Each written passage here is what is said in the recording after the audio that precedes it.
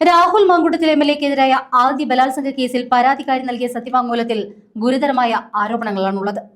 നേരിട്ടത് ക്രൂരമായ ബലാത്സംഗമാണ് എന്നും ഭീഷണിപ്പെടുത്തി നഗ്ന വീഡിയോ ചിത്രീകരിച്ചുവെന്നും അതിൽ പറയുന്നു. വീഡിയോ ഇപ്പോഴും രാഹുലിന്റെ ഫോണിൽ തന്നെയുണ്ട്.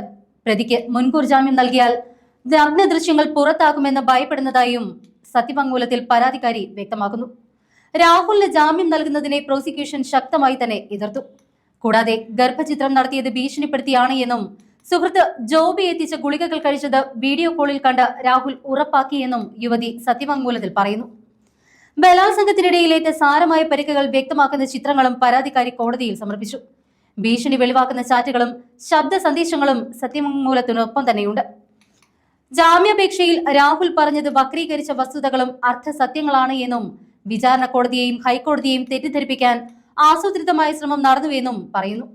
പ്രതി സാഡിസ്റ്റും ഗുരുതരമായ മനോവൈകൃതമുള്ളയാളുമാണ് എന്ന് ഇതിൽ ചൂണ്ടിക്കാട്ടുന്നു.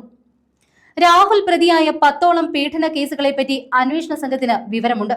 അതിലൊന്ന് പ്രായപൂർത്തിയാകാത്ത അതിജീവിതയാണ്. അധികാരവും സ്വാധീനവുമുള്ള എംഎൽഎക്ക് ജാമ്യം നൽകുന്നത് ഇനി മുന്നോട്ട് വരാനുള്ള പരാതിക്കാരെ നിശബ്ദരാക്കുമെന്നും സത്യവാങ്മൂലത്തിൽ പറയുന്നു.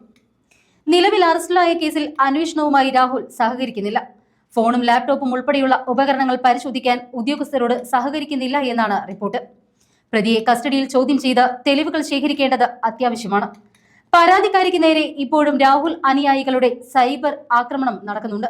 എഫ്ഐആർ ചോർത്തി പരാതിക്കാരിയുടെ സ്വകാര്യത ഹരിക്കാൻ ആസൂത്രിത ശ്രമമാണ് നടക്കുന്നത്. മുൻകൂർ ജാമ്യം നിഷേധിച്ച വിചാരണ കോടതി വിധി ചോദ്യം ചെയ്തുകൊണ്ട് രാഹുൽ മാങ്കൂട്ടത്തിൽ നൽകിയ അപ്പീൽ ഹൈക്കോടതി ഇന്ന് പരിഗണിക്കും. അതേസമയം രാഹുലിനെതിരെ കൂടുതൽ തെളിവുകൾ ജില്ലാ കോടതിയിൽ എത്തിക്കാനുള്ള നീക്കത്തിലാണ് SIT.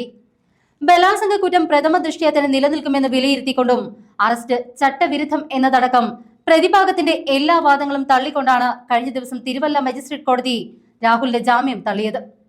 രാഹുൽ മാങ്കൂട്ടത്തിൽ അറസ്റ്റിലായത് നിയമസഭാ തെരഞ്ഞെടുപ്പിൽ സ്വതന്ത്രനായി മത്സരിക്കാൻ നീക്കങ്ങൾ നടത്തുന്നതിനിടയിലാണ്.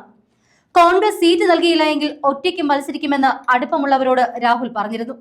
പാർട്ടി പുറത്താക്കിയപ്പോഴും പാലക്കാട്ടെ ചില യൂത്ത് കോൺഗ്രസ് പ്രവർത്തകരും നഗരസഭയിലെ ഏതാനും കൗൺസിലർമാരും MLA ഓഫീസിലും പൊതുചടങ്ങിലും ഒപ്പം നിന്നത് പിന്തുണയായി രാഹുൽ കണക്കാക്കി.